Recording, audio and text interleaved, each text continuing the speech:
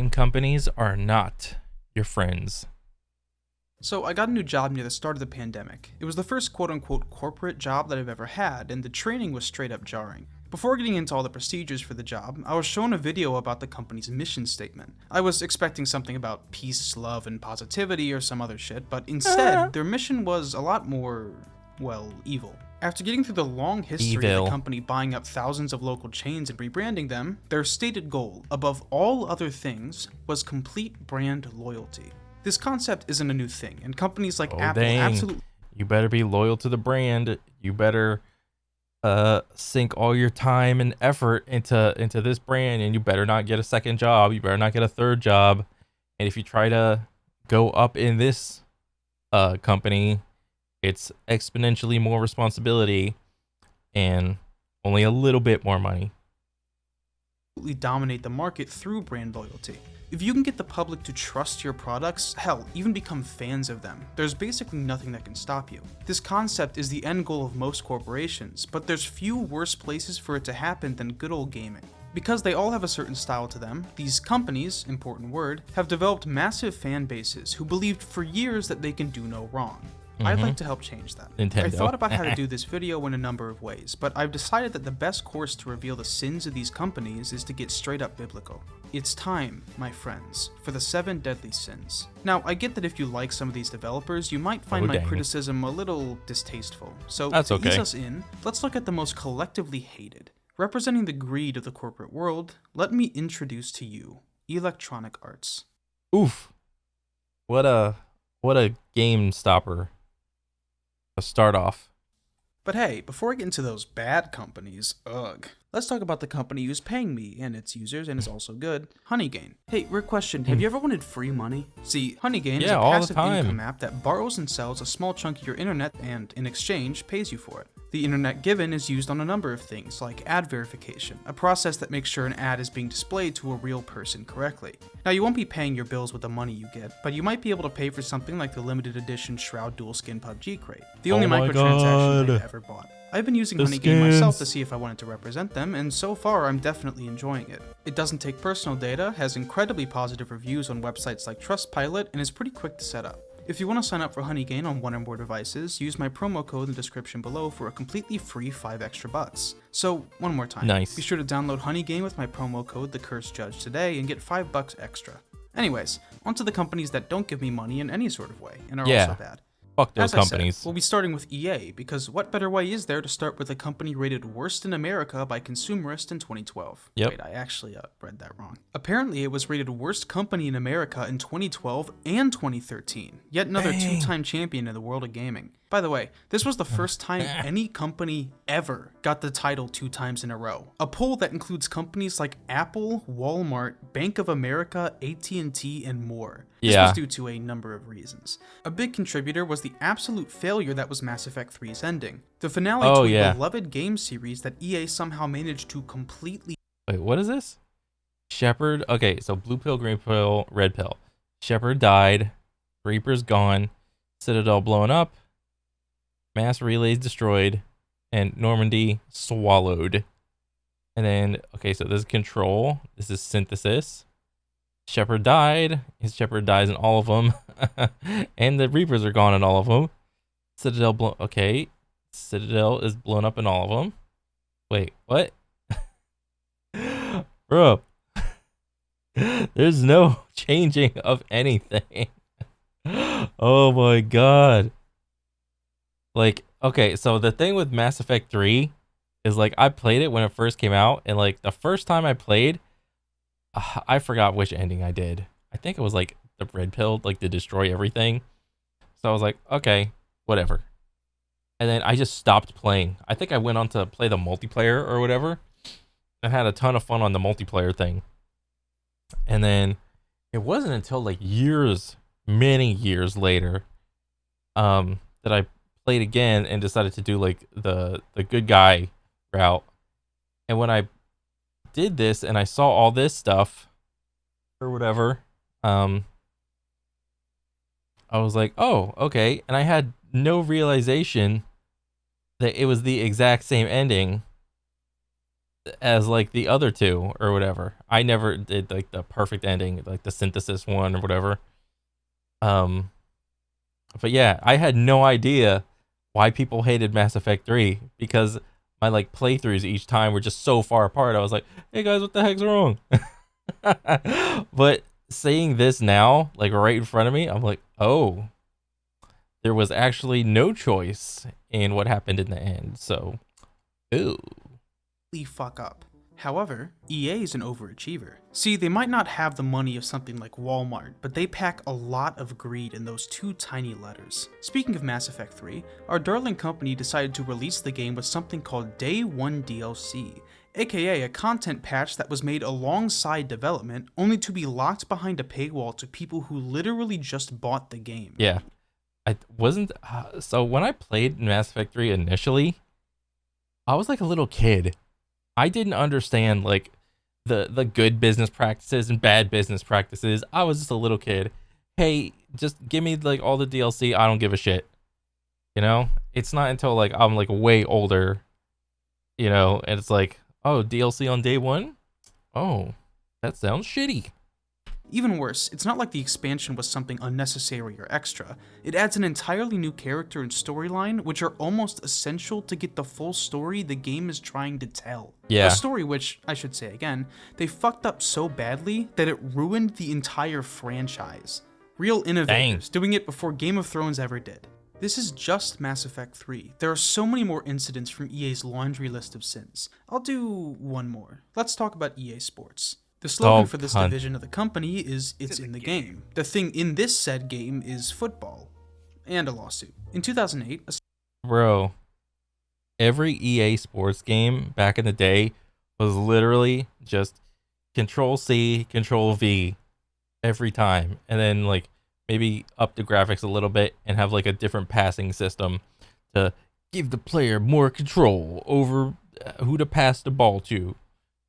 And that was it. A civil suit was filed towards Electronic Arts, accusing them of breaking antitrust laws, something that greedy companies tend to do. The accusation was specifically about EA signing an exclusive contract with the NFL, NCAA, and Arena Football League, barring any other companies from using the players' identities in their game. And what exactly was EA's airtight defense presented to the court of law? Oh. They argued that the football players' identities used in the game were entirely, quote, incidental. Like a fucking intern tripped and then coded the models' names, stats, numbers, and team affiliations into the fucking game. Incidental? What? Whoops! Sorry about that. A series of lawsuits were settled 5 years later in 2013. This time, the multiple lawsuits all surrounded the company using hundreds of thousands of people's identities in the NCAA without their permission. Both the first lawsuit and these all ended with a settlement, a total estimated to be around $40 million. A real big chunk out of their $5 billion in revenue. Yeah. Which is like fucking nothing. It's like a drop in the bucket. Because the truth... What is that, 40 million? What is that, like a week's worth of like microtransactions?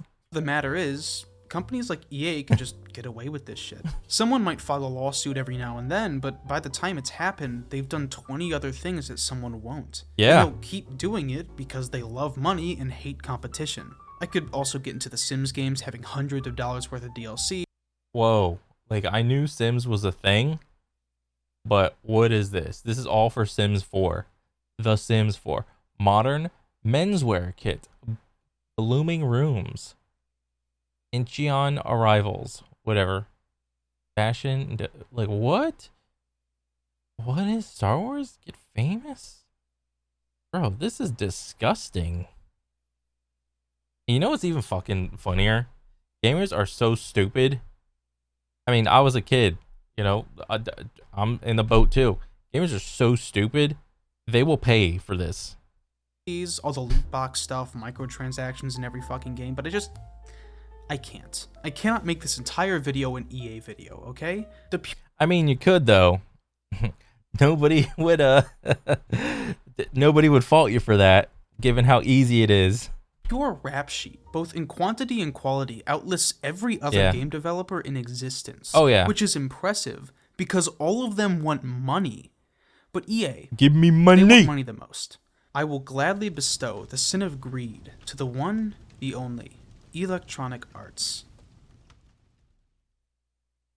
While some companies are a lot more mask-off with their corruption, others like to sweep it entirely under the rug, only to be revealed later. On July 20th of 2021, this year, the California Department of Fair Employment and Housing filed a lawsuit against a formerly beloved video game company, one that's been the subject of wide-scale criticism over the past several years. This lawsuit was the cork popping off of a long series of incidents continually building pressure against the company, where we were finally shown just how disgusting a place it truly was. The lawsuit is over sexual harassment, and the subject of it is Blizzard and... Oh, Blizzard. Activision Blizzard. Oh boy. Good old Lizard. Entertainment. And boy, is it a shit show. Borrowing from a Polygon article, the DFEH's report from that investigation, dated June 24, 2021, found that Activision Blizzard discriminated against female employees in terms and conditions of employment, including compensation, assignment, promotion, termination, constructive discharge, and retaliation. Basically, the entire job you are being discriminated against. The investigation also found that Activision Blizzard's female employees were subject to sexual harassment, and that the company's leadership failed to take all reasonable steps to prevent unlawful discrimination, harassment, or retaliation. And in the weeks that followed that lawsuit being filed, Blizzard proved that. First, it's important to mention that not only were women endlessly harassed, but guys weren't safe from it either. Personnel manager Kevin Myers stated that he's been the subject of sexual harassment, quote, since his first day back in 2012. In what was commonly described as a frat boy culture, there were long-running games around senior managers playing gay chicken with employees. Gay chicken? I had never played this. Is this like where two dudes like just go closer and closer together, and the one that backs up is the loser or whatever? I don't know. I'm just guessing, because I think I played something like that in high school. I'm not sure. Jesus. And Blizzard, aren't they like petitioning to have like employees come back to the office now? Like, what are they thinking? Where the first to grab another guy's junk wins, which is, of course, widely known as professional workplace behavior. CEO Bobby Kotick spoke out 7 days after the story broke, in his statement saying, "I want to recognize and thank all those who have come forward in the past and in recent days. Oh, Bobby don't give a shit. He's not even in the goddamn building. You know? He's on his fucking yacht doing whatever. Appreciate your courage. Every voice matters, and we will do a better job of listening now and in the future. Now that I've been caught." He didn't say that last part, but he wouldn't have even meant it if he did. Because 2 days after that statement, Blizzard hired an infamous union-busting firm in order to make sure that the voices of their employees were heard as little as possible, because the treatment of human beings comes second to Blizzard's bottom line. The union buster firm. Dang. Another certified Lizard moment. The lawsuit only mentioned 2 people by name: Blizzard's president, J. Allen Brack, and senior creative director of World of Warcraft, Alex Afrasiabi. Because only these 2 people were mentioned, everyone in the company went into a mad... You know what's funny? Like, if I was like a little kid or whatever, like 15 or something like that, I wouldn't give a shit about any of this. It's only like as you get older, you start to give a shit more. Scrambled to distance themselves from them, only to have a picture released from BlizzCon 2013. This photo is Alex and a number of other employees hanging out in what was called the Cosby Suite, the name for Alex's hotel room. The fucking Cosby Suite. And despite their attempts to distance themselves, dozens of employees from the bottom to the top have been exposed for their part in this systematic culture of fuckery. Even the now former top HR rep Jesse Meshuk resigned after reports of an incident where after a woman reported that someone physically assaulted her, Jesse said that they were surprised, quote, she wasn't crying or more hysterical. And then Jesse followed up on the report by saying that the male coworker that assaulted her is, quote, really sorry and he really wants to work at Blizzard. And he says you were really friendly with him. Oh, Jesus. Christ. This isn't all the stuff that's come out, but anything more would just be beating a female dead horse.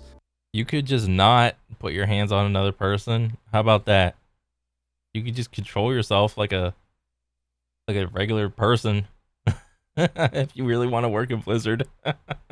The truth of the matter is that Blizzard just doesn't care about the human beings that work for them. Just like with their defense of China a few years prior, Blizzard will do, say, or ignore anything so long as it means they keep racking in money. So with a continuously spiraling look into the lawless work culture of Blizzard and the higher-ups' participation or willing blindness to what was happening, I would like to award Blizzard with the deadly sin of lust.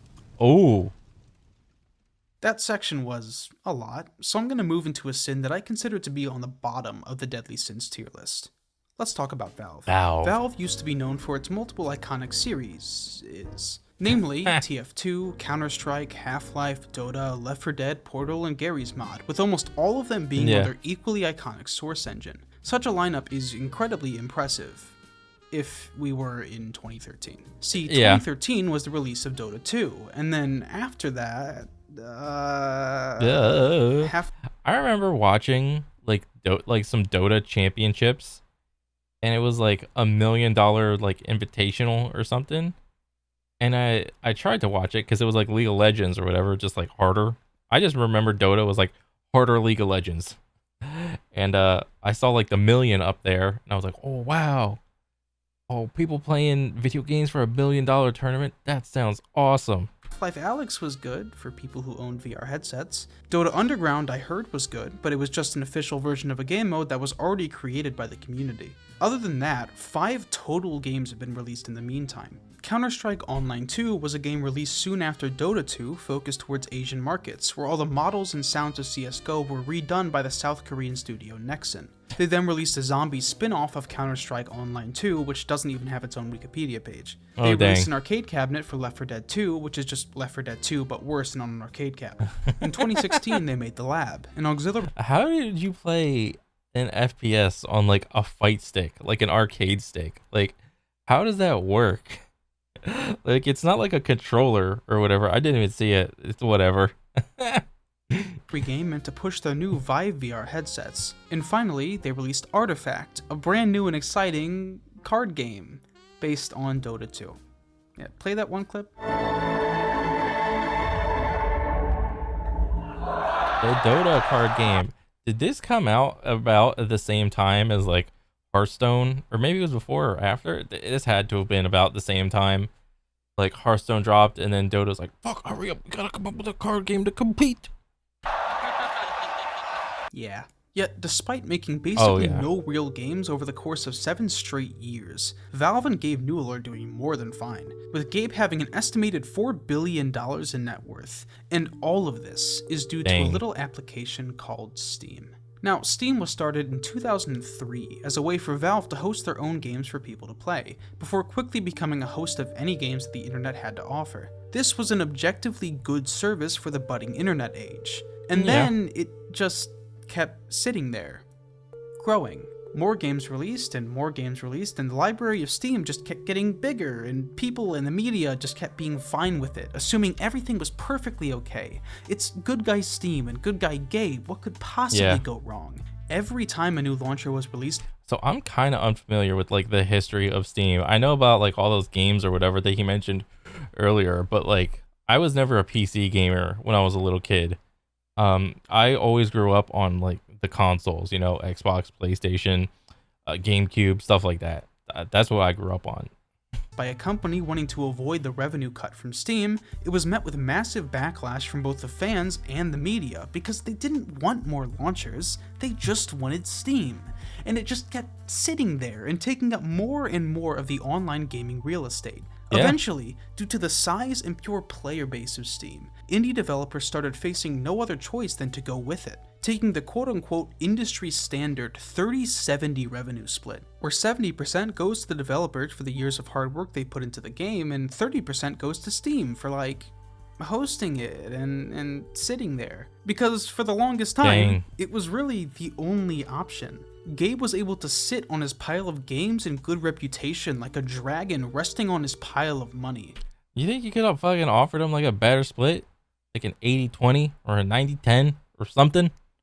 Much like a YouTuber who abandons their main channel in order to do a podcast full time, Valve has built up enough goodwill to ditch what made them so beloved in the first place. And because of their practical monopoly on online gaming, they've been Yeah. able to get away with scummy business practices just because there's not many other options. For example, a user in 2015 bought a game and didn't realize that it had the third-party DRM software Uplay attached to it. He wanted to refund it and did so within the 14-day and less than 2-hour game time requirement that Steam had. In fact, he did it literally the next day. However, Steam refused to acknowledge his request, functionally denying him a refund. This is explicitly against European law, as the user points out, and asks people for advice on how to proceed. Instead of helping out on the grounds that the user was objectively correct, they instead blamed him for not reading the warning ahead of time. Something that doesn't matter because it is their legal right to a refund. Quoting the article that talks about this, good guy Valve quickly came up with a solution. An entirely new EULA custom made for the good gamers of the European Union, which specifically acknowledges that they have a legal right to a refund, and then immediately forces them to waive it if they want to purchase the game. A lawsuit was filed about exactly this refund issue in Australia a year before this post, a definite reason Valve might have corrected the EU one so quickly. This lawsuit went To my knowledge, like the only like refund thing, I've never really refunded shit for Steam or whatever, but like I think I tried to refund like some Call of Duty one time for Blizzard, and it was like, as long as you have like less than 2 hours like played on the game, you can get your money back or whatever. So I'm not sure how it works for Steam. on for 18 months, where Steam was forced to disclose its financial records among other things. In a last-ditch effort to avoid that from happening, Steam did the legal version of begging, arguing in court that if Valve's private financial information is made public, Valve submits that it could make negotiations with potential business partners more difficult. How would it make it more difficult? What they're saying there is that if companies negotiating with Steam for something like, oh, I don't know, Steam's share of the profits from their game, knowing how ridiculously lucrative Steam is would make the company go, hey, you don't need this fucking money. Because Steam, and I want to say this again, got 30% of revenue for over a decade for just hosting games on it. Also, you should really read the judge's dismissal of that argument. It is fucking hilarious. The sources are in a document in the description. Go check it out. But all of this build-up culminated in the release of the Epic Games launcher. See, unlike most other video game launchers that publishers use just to avoid the cost of putting games on Steam, Epic Games decided to fight. Emboldened by the wild and continued success of Fortnite, they decided to release the Epic Games Store, a storefront for un-Epic games that directly competed against Steam. Now, I'll say, in fairness, the Epic Games Store has a ton of features missing that Steam has had for a number of years. But also, in fairness, Epic Games only takes 12% of the profits from developers. Oh, dang. So when these people who have... That's a good ass split. If you're trying to make a new game and trying to figure out where to, have your game reside. But, Steam is gigantic, and I don't know how many people actually have that fucking Epic Store thing like installed. Like maybe they install it and then it's just like boot on or launch on startup or whatever, and then you can never figure out how to take it off. That's like my experience with that thing. I figured it out like eventually, but I think for like a good year I was like, how the fuck do I get this shit off?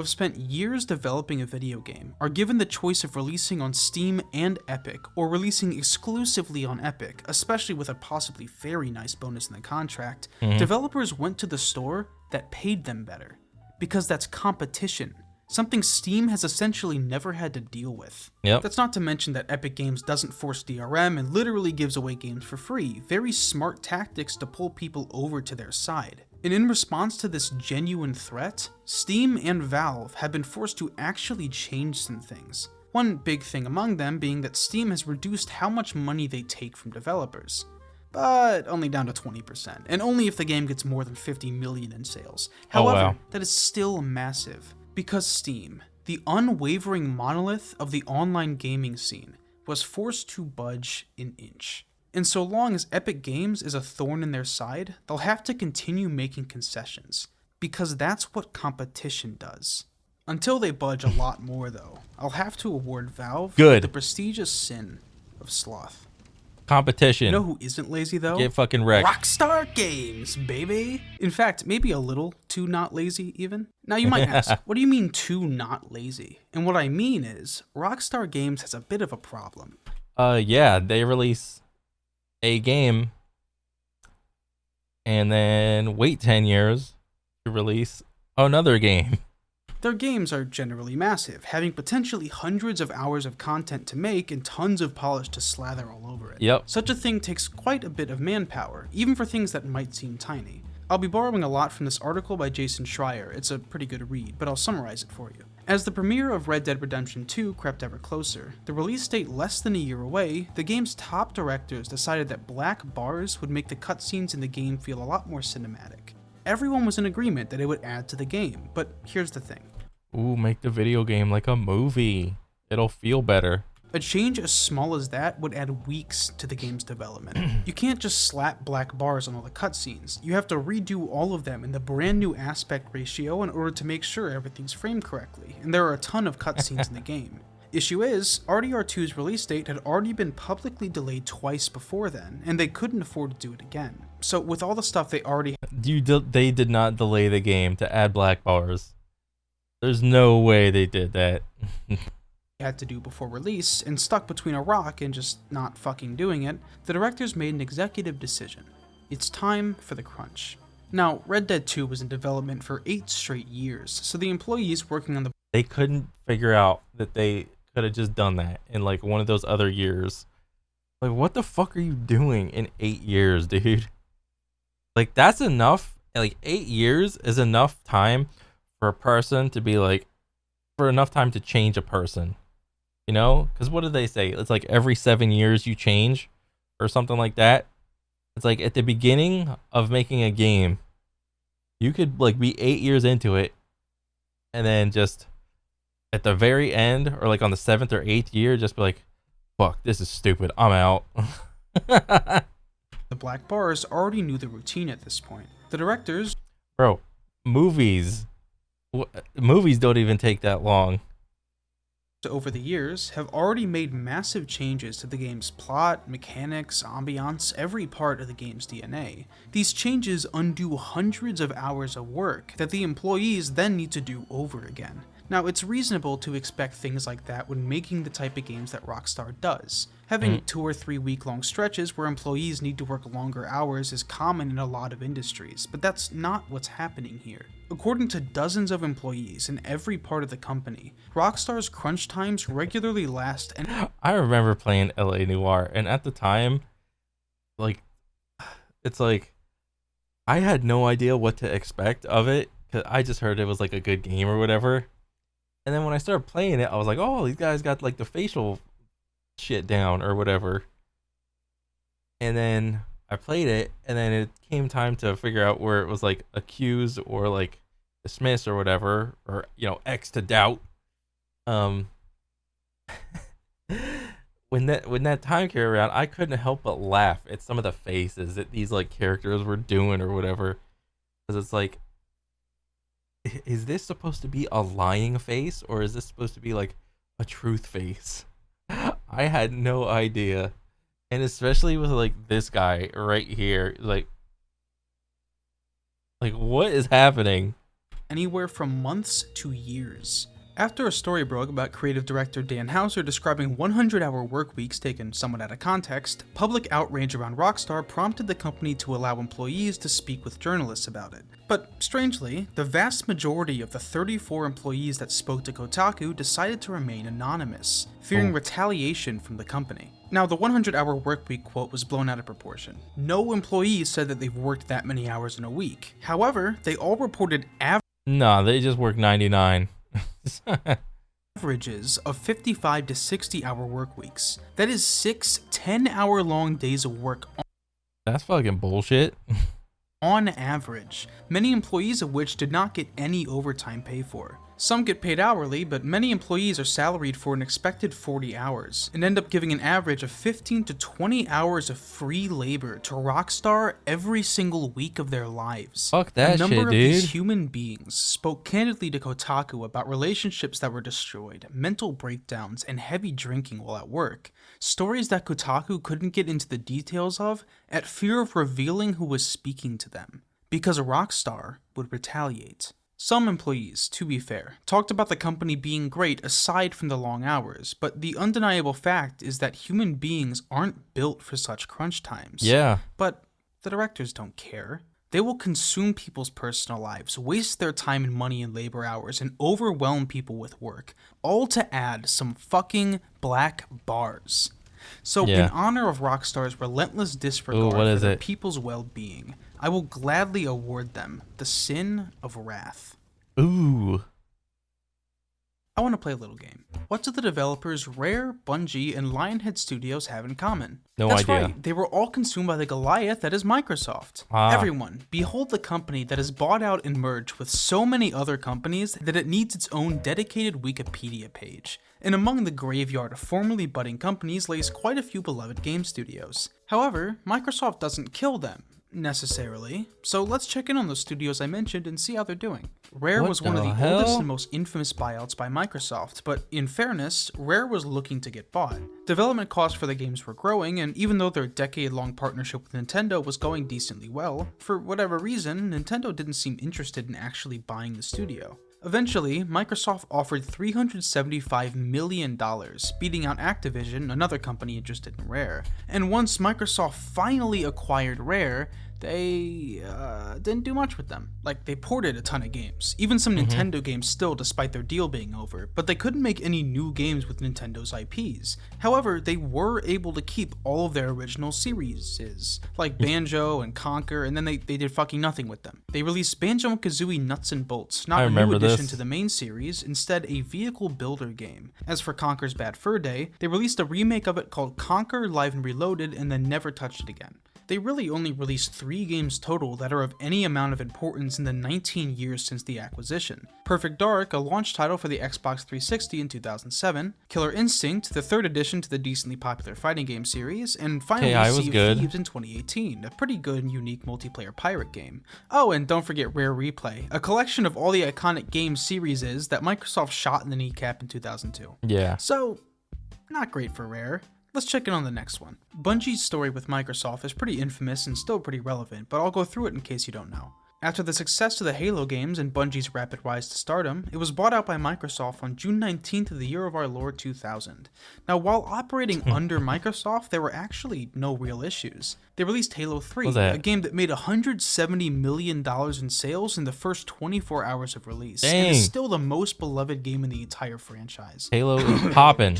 The issue actually began once Bungie and Microsoft decided to part ways. See, even though Bungie got out of the Goliath, they had to lose the very thing that they loved most, Halo. As a part of that split, Microsoft kept the intellectual property rights to Halo, and after Halo Reach released, Bungie had no more involvement in the series. And subjectively, the series immediately got worse. But objectively, the fan base widely believes that 343 Studios had produced shit games in comparison to Bungie. This entire story, too, had a truly disgusting cap off to the end of it, as with the recent release of Halo Infinite, the series has gone full corporate.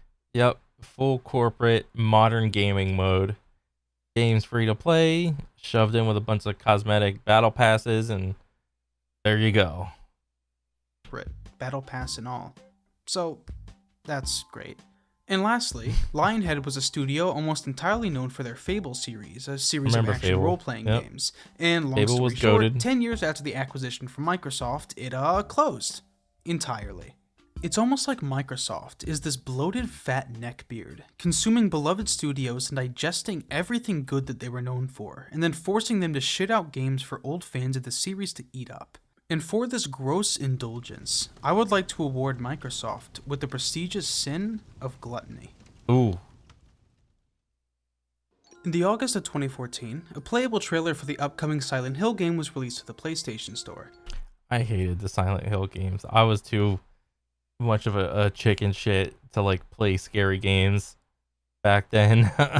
The game was simply called PT, and followed a man looping downwards through a repeating hallway that changed every time a puzzle was solved. When it released, the game essentially went mega viral, with every single YouTuber on Earth trying to get the shit scared out of him. It is truly difficult to measure just how influential this game was to the horror game scene and gaming as a whole. However, as you all might know, that Silent Hills game that it was a trailer for never actually came out, and PT was removed from the PlayStation Store just a few months later. Konami, to this day, has never given an official explanation as to why they cancelled Silent Hills and removed PT, but they most certainly doubled down on that lack of explanation when they forced gaming's darling child Hideo Kojima out of the company. The things I'll be talking about in this section were covered excellently by YouTuber The Great Debate in 2019, but I'll be cutting the information down from 30 minutes to a few. If you want to look into it further, watch that video. Anyways, Konami, since its genesis, has always been a decently sizable company. It was formed in 1969 and started as a jukebox rental and repair business before transitioning to an arcade cabinet maker in 1978. They made a number of now iconic arcade games, most notably Frogger, but also Super Cobra, Time Pilot, Track and Field, and more. After the release of the Atari, they produced a couple games for it, but their first massive success with home consoles came with the NES. They began several iconic series like Contra, Castlevania, and most notably Metal Gear, as well as producing some licensed products like the Teenage Mutant Ninja Turtles game. As time went on, Konami opened a number of branches all over the globe, including Kojima Productions, led by Hideo Kojima, and producing some of the most iconic games the company has ever released. That's not even to mention Konami being the company behind Yu-Gi-Oh!, one of the most popular trading card games of all time. Bro, the main reason this game sucked is because it did its own thing. Like, it kind of worked as the same as like the real card game or whatever.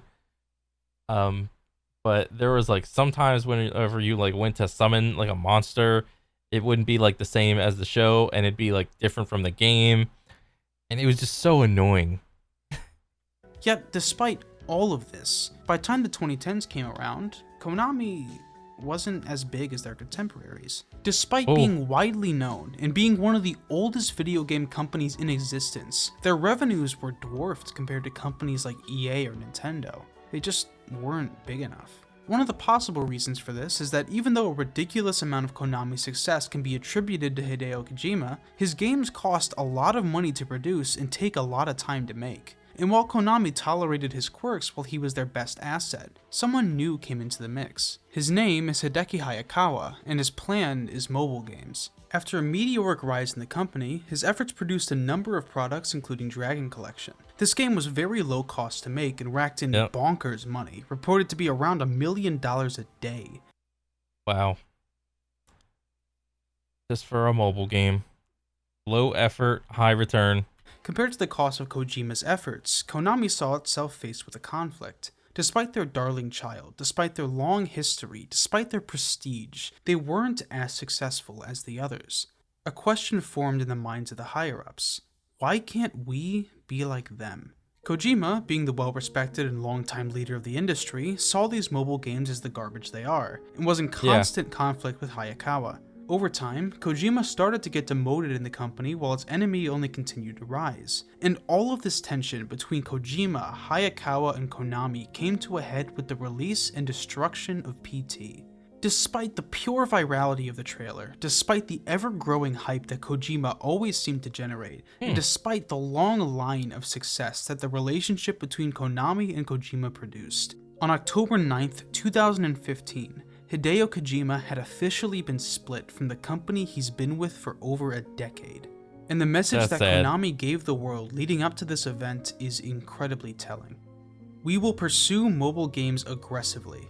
Our main platform will be mobiles, following the pay-as-you-play model of games like Power Pro and Winning 11 with additional content. Our games must move from selling things like items to selling things like features. The success of Power Pro especially has motivated us to actively push more of our popular series onto mobile than ever before. I mean, what else can I say that they themselves haven't? Yeah. Faced with art or profit, being loved or being bigger, Konami chose the latter. And for this ugly resentment of the love it had compared to the success of others, I am honored to award Konami with the deadly sin of envy. Oh. Now if you can count, that is 6 sins in 6 companies, and you likely already know the final, deadliest sin of them all. Now, I'm not making the claim that this company I'll be speaking on next is the worst out of them, but out of all the 7 sins, this one describes our final subject by far the best. The sin, my friends, is pride, and the company is Nintendo. To call Nintendo the most influential game company of all time wouldn't be a very controversial opinion. Aside from saving the gaming industry from the game crash of 1983, Nintendo has regularly and often produced the most iconic characters, consoles, and video games of all time. I have no idea how many hours I've spent on like random Game Boys I bought throughout my entire life, and like just on Pokemon alone. They regularly innovate in a relatively risk-averse industry, at least for the largest companies, which has caused both substantial success and a couple miserable failures. And regardless of those relative mistakes like the Virtual Boy and the Wii U, Nintendo's reputation has outlasted seemingly every other game developer in existence. While all the companies I've mentioned in this video have at least started the fall of their reputation, Nintendo has a massive coalition of fans who will defend anything they say or do. Luckily for me, no diehard Nintendo fan has the attention span to get here, but the fact of the matter, and something that Nintendo has regularly proven, is that even though some people in the company most certainly do, Nintendo itself does not care about its fans. Don't believe me? Let's begin on a place very near and dear to my heart. Why don't they care about their fans? YouTube. Nintendo's relationship with YouTube and the creators on the site have been fraught with issues since the very beginning. I could go from the advent. Oh yeah, isn't it like if you try to make a video about any Nintendo game, Nintendo just like smacks it down with a copyright strike or whatever? Of YouTube, but we have a lot to go through, so let's start in 2013. See, 2013 is actually the year of Luigi, and Nintendo celebrated with the release of Luigi's Mansion Dark Moon. However, that digital mansion was pretty darn expensive, so Nintendo decided to pay for it by relentlessly copyrighting every single YouTuber's Let's Plays of it. After partnering with YouTube that year, Nintendo decided to take the Firestorm approach to copyright. What that means is that if creators had any stretch of time that showed video or audio of their games, they would copyright the videos and place ads on them, taking all the money from it and leaving YouTubers penniless. Dang. See, while literally every other gaming company, except maybe Microsoft, saw Let's Plays for the free advertising they are, Nintendo did something they seemingly always do: refuse to adapt to the times. However, after 2 full years of this policy, our beloved company finally saw the light. In 2015, they created and instituted something that came to be known as the Nintendo Creators Program, while other studios just... What the hell was that? Is it just like, oh, you're a Nintendo Creator Program enjoyer? We won't copyright strike your shit on YouTube. Is that all that means? Like, let people show their games, Nintendo created a system where YouTubers would have to email them prior to a video's release and place a message from Nintendo into the description of the video in order to not get copyrighted. In exchange, Nintendo would pocket 1/4 of that YouTuber's ad revenue. Oh my god, they still couldn't even get their grubby little hands out of the pot. Instead of taking all of it, they're only taking 1/4 of it. Holy. Revenue that was already cut by 45% from YouTube itself. This program, sucked. It was obtuse, forced creators to wait on emails before releases of videos, and stole money from them at the very end of it. It was so widely hated and inconvenient that most YouTubers decided to just not play Nintendo games entirely. Since, again, every other game developer at this point just let them exist. This program lasted for 4 straight years. I mean, because that's all YouTube videos about games are really. It's just like free marketing. That's all it is. Finally ceasing operations on March 20th of 2019, less than a year before the real-life time skip that we're calling COVID. We are ending the Nintendo Creators Program to make it easier for content creators to make and monetize videos that contain Nintendo game content. We will no longer ask creators to submit their videos to the NCP, and creators can continue showing their passion for Nintendo by following Nintendo's guidelines. Oh boy. And then we all rode off into the sunset. So they got their hand out of the jar, but you gotta follow these rules. Having finally put to rest the outdated policies of a company that has since learned its lesson. For 6 months. In the August of that very same year, Nintendo forgot about that thing where it would leave creators alone and proceeded to strike down the entirety of Gilvastunder's channel out of fucking nowhere. A channel that has been a hallmark of internet culture since 2010. Why? All of his videos are and were transformative, and Nintendo striked all of them. Because Nintendo doesn't care about its fans. Speaking of them not caring... That's pretty true, man. That sounds pretty true to me. About fans, let's talk about fan projects. In 2016, a Pokemon fan game was released called Pokemon Uranium. This was an expansive project, adding 166 brand new Pokemon, a full story, custom art assets, new mechanics, and a fully functional global trade system. Why didn't this I hear about this? This is a lot of work and was absolutely a passion project, taking 9 full years to develop, also known as 9 full official Pokemon game releases. The developers released it entirely for free for anyone to download, and it rightfully got a ton of positive attention, even being nominated at the Game Awards 2016 for Best Fan Creation. Except, they weirdly removed the nomination before voting finished. What? This was because Nintendo decided to sick their lawyers on the devs, who released the game that they worked on for 9 years, entirely for free. After being downloaded 1.6 million times, they were issued a number of DMCA requests, and facing a long legal battle, they decided to respect Nintendo's wishes and close down their game that they worked on for a fucking decade. That's bullshit. And Nintendo did this because I genuinely cannot fathom a reason. Oh, what was Pokemon Uranium? yeah, speaking even more of Nintendo not caring about their fans, you guys like Smash Bros. Melee, Nintendo don't. In fact, they seem to hate...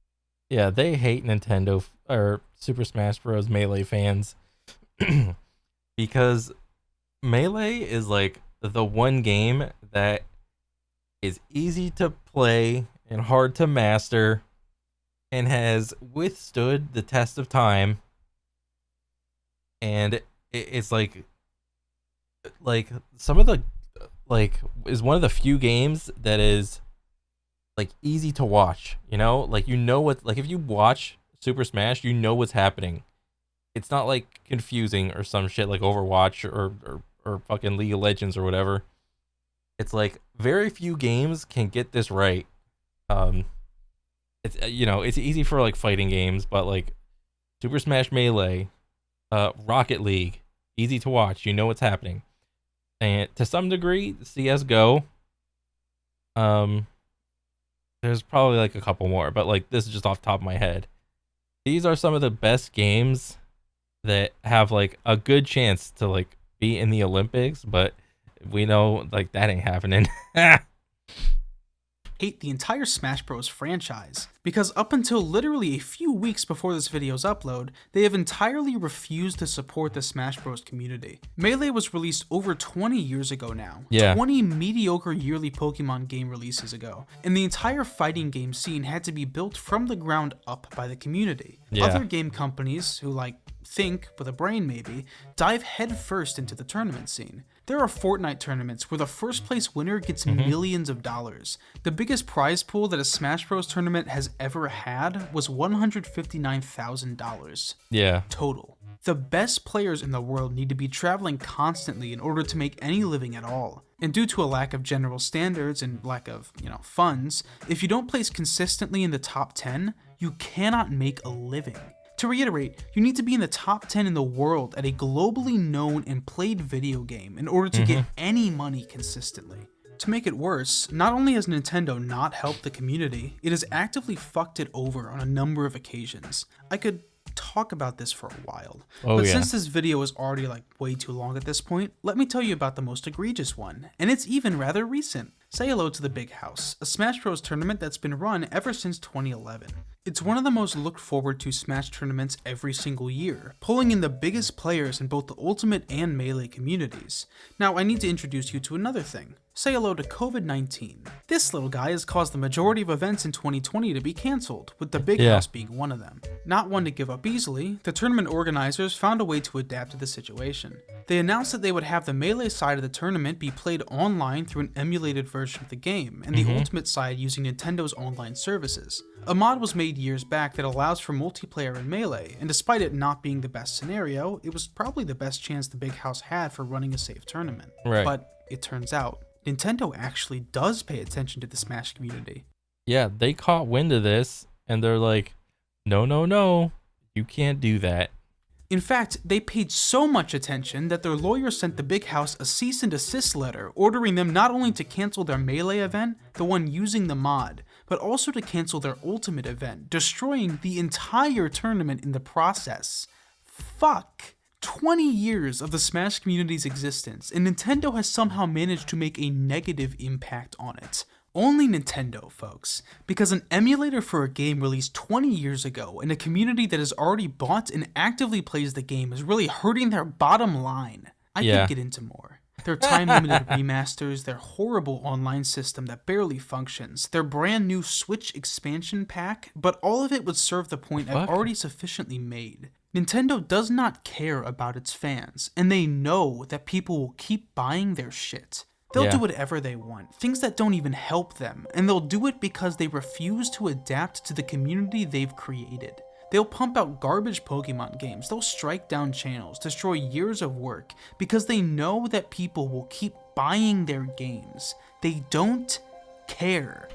Give me more money. That's what they care about. Give me more money.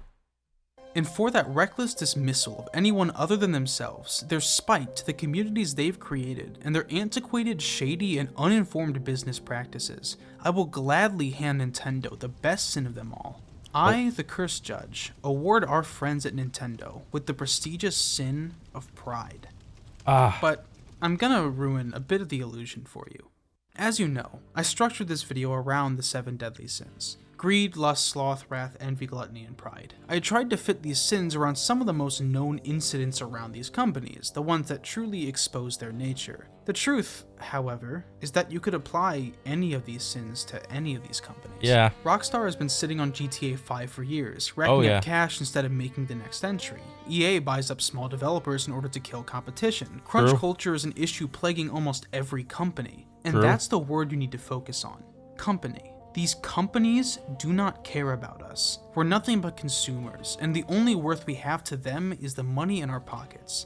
If you got offended on behalf of any of the companies I've talked about in this video, if you've written...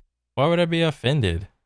Because I have some sort of affection towards like a game or something like that?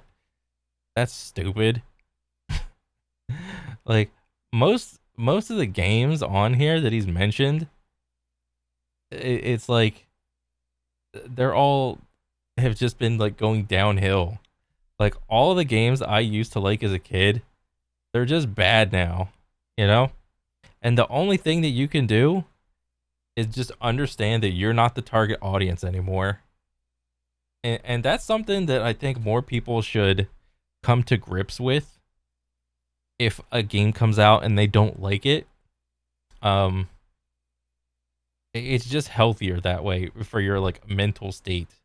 That, you know, when you were like 12, 13, 14 or whatever, you had your PlayStation 1, PlayStation 2, your Xbox, your GameCube, so on and so forth. You know, you're chilling in like the golden era of video games. You were the target audience. You know, you were your mom and dad's favorite. You were that company's favorite child, you know? And now that you're all grown up, you're out of the house, you're on your own, and you're no longer the target audience anymore, you know? You're not a part of the modern audience, you know? Modern gaming has just taken over, and it's here to stay, sadly. You know, battle passes, games as a live service, free to play, pay for cosmetics, pay for convenience, pay to win. It's not going anywhere. It's just here to stay. And if you don't like it, the best thing you could do is just vote with your time and your wallet. You know, it's not like those games that you used to like are gone for the most part. They still exist in some way, shape, or form.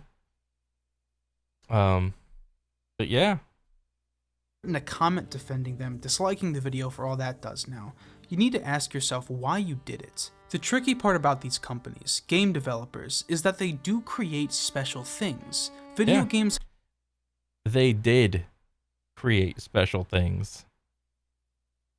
have been a massive part of my upbringing, and it can be hard to think of the entities that make them as soulless monsters. It takes a lot of the magic out of the world. But these companies use that naive view of them to their advantage. Why do you think battle passes are so common now? Free to play, greedier and greedier ways to get the money out of your pockets. Yep. They're taking your goodwill and using it to their advantage. No matter how many masterpieces they make, they will pump out garbage for the rest of time if they think they'll make the same profits that way. So if we want gaming to stay good, to stop going down the path that it is, Well, I don't know about that.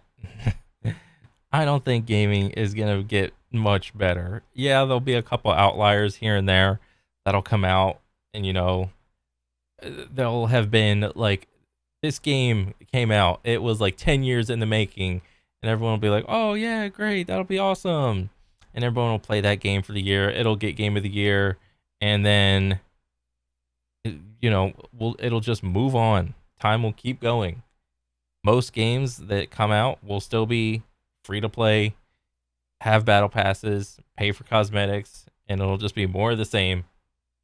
We need to keep these companies in check. If they believe that there's consequences for their actions, the players will have the power. But truthfully, I can't make that happen on my own, and neither can you. I've made this entire video, this Well, no individual person can. It's the consumer as a collective can. annoyingly long video, but chances are it'll be just another drop in the pond. So, as wishful as my thinking can get, I truly can't say that these sins will ever amount to anything. A bit of a depressing note, I know, but it'd be disingenuous of me to say otherwise. But hey, look at the bright side of all this. At least we're gonna get some more FNAF games. Wait, excuse me, what happened to Scott Cawthon? Bro, I was too scared to play Five Nights at Freddy's. That shit is way too scary. This video wasn't supposed to be like 50 minutes, but it was, so that's cool. Also, I hit 50,000 subscribers, so thanks for that. I do want to say, I love gaming. I know I've made a couple negative videos involving gaming recently, but it really is a special part of my life, and it's why I feel so strongly about it. It's been incredibly disappointing to see some of the stuff Nintendo and Blizzard and other ones have done recently, which is why I made this video in the first place.